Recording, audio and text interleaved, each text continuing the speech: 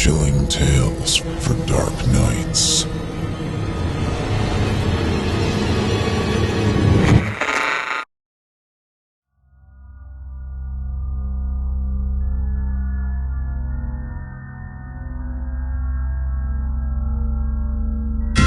Richard Mays had done well for himself. He and his wife had raised 3 beautiful boys, and they owned the biggest farm for miles round. No one had as many horses or sheep as he did. Each day, he watched over his hundreds of chickens and his many herd of cattle. Each day, there were more and more of them, and at first, he was pleased. But before long, there were so many that he began to worry. He could not manage them all and was forced to tend to them night and day. He often looked at them and thought, if only I was so hungry that I could eat them up, then life would be good again. That summer, a plague broke out among Richard's animals. Many of his cattle and sheep died. The chickens died too, and some of his horses. Richard was grateful for this. Surely I am blessed, he thought. What a miracle this plague has been. But it did not seem that way for long.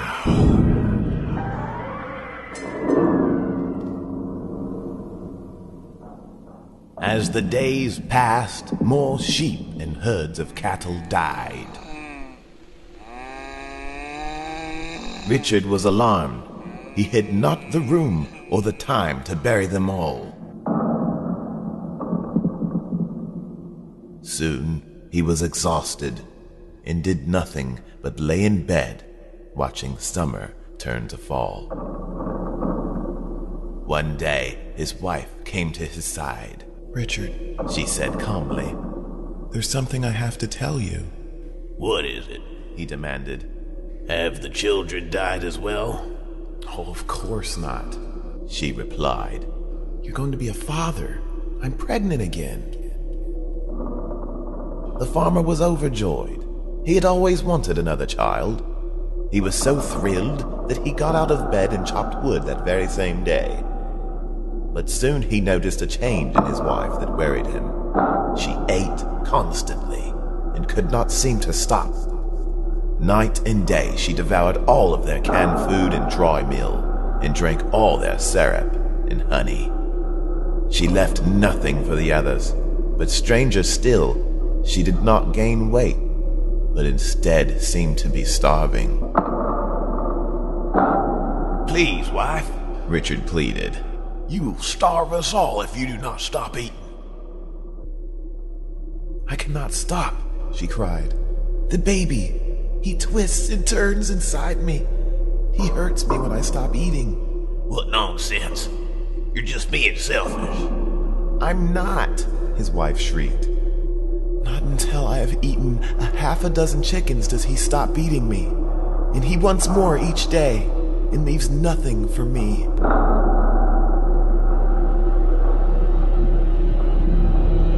Time went on, and as winter turned to spring, the plague moved on. Soon, the animals were as numerous as ever, and just in time. The baby now demanded half a calf a day.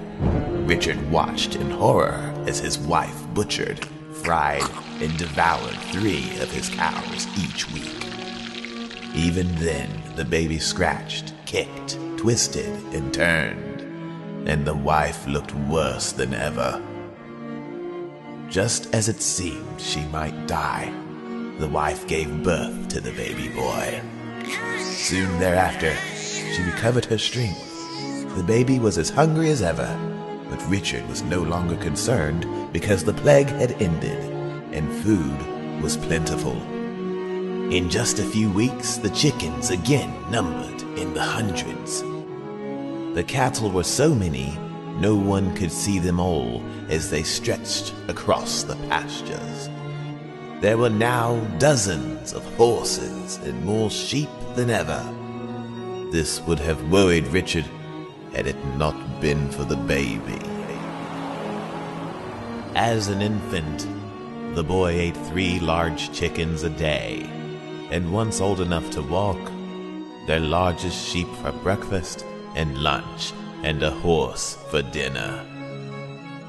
Richard was horrified at this, but at least he had time to rest. Surely I am blessed, he thought. What a miracle this boy has been. But it did not seem that way for long. As more days passed, the boy continued to grow, as did his appetite. At times he was so ravenous, he seemed more like an animal than a boy, and more than once bit his mother's hands as she fed him. The farmer and his wife found themselves cooking constantly for the boy, so that they could get nothing else done. But Richard had an idea. Wife, he said one morning after breakfast, why bother cooking the meat at all?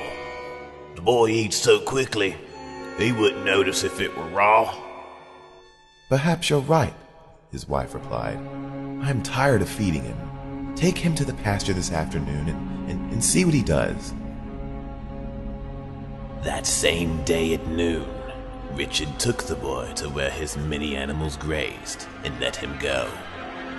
In moments, the boy took off running and threw a small sheep to the ground. Then he tore open its throat with his bare hands and devoured it alive. The farmer watched in horror as his son rose from the bloody carcass with a crazed look in his eyes. Things went on like that for many weeks. Richard would take his boy to the pastures, and the boy would consume all the animals he could catch. The boy devoured calves and colts as a hungry dog eats chickens. Richard was disgusted by this, but could not do without the boy, whose appetite allowed him to keep his livestock at a manageable number. So he let things go on this way for months. After a while, Richard did not bother to stay with the boy, but began to leave him out in the fields all day long. And each night, when the farmer retrieved him, he swore his boy had grown larger and more like an animal. He noticed, too, after a month or so, that the boy was not just eating the meat of the animals anymore, but their bones as well. So there was no way to tell how many the boy had eaten. But the boy was growing. Of that, there was no doubt. Several months passed. Winter came, and the animals would no longer breed. And yet, the boy continued to eat them, as many as ever. Soon the big flocks of chickens were gone, and the extra herds of cattle. There were but a few sheep left, and a half a dozen horses. The boy had eaten all the others. Richard was scared. The boy was so large then that he could not live in the house, but slept in an empty barn. Oh, what have we brought upon ourselves? The farmer cried. The boy is no blessing. He's a curse. What'll he do after he's eaten everything we have? It didn't take long to find out.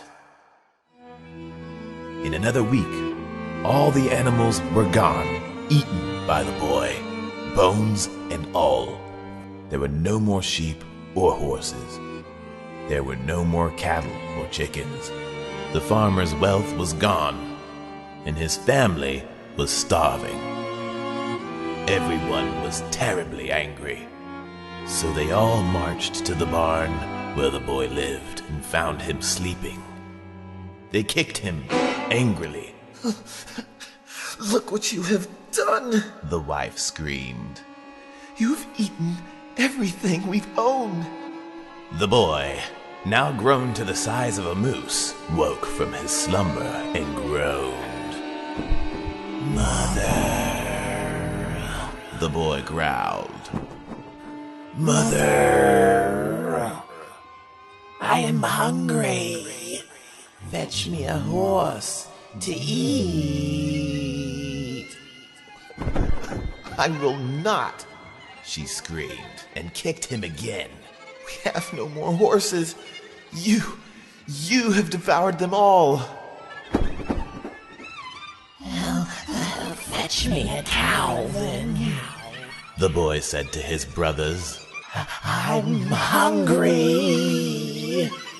We will not. The boy's brothers screamed. We have no more cows. You ate them all up, every last one. At this, the boy stood and hissed at them all. I am starving. The boy moaned. What is there to eat? There's nothing left here, Richard cried. So go on and find food elsewhere. The boy did as he was told. That same day, began wandering the countryside, devouring every animal he could find.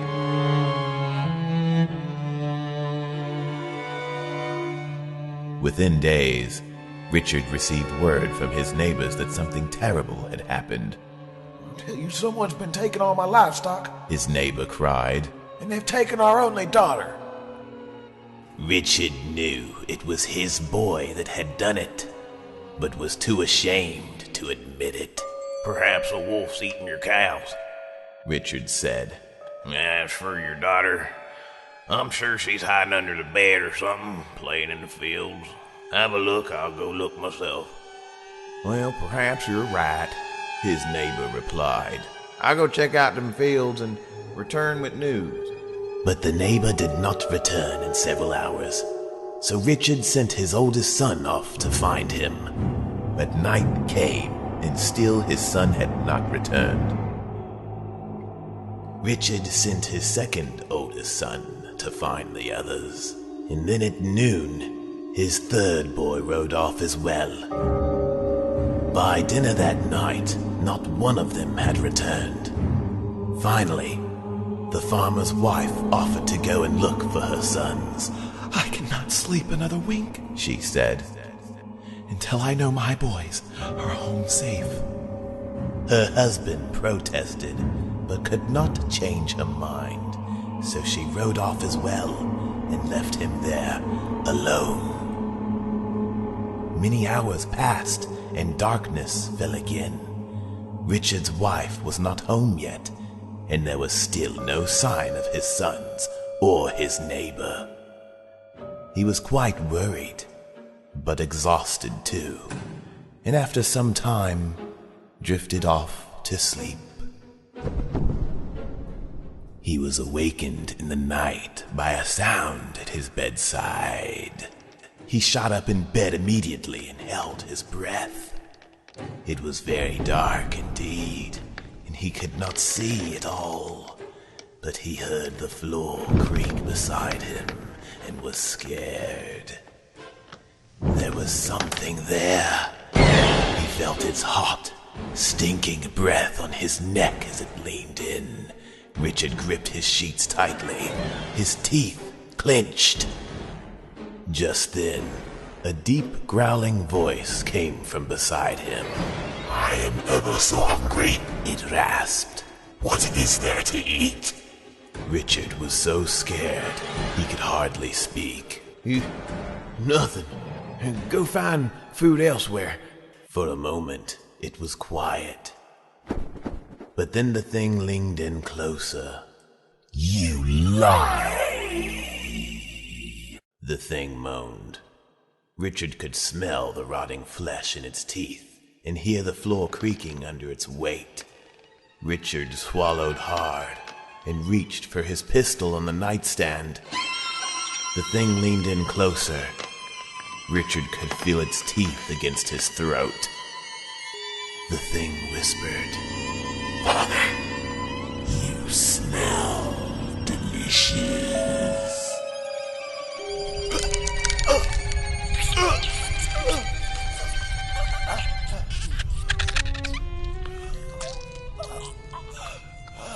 Thanks for listening.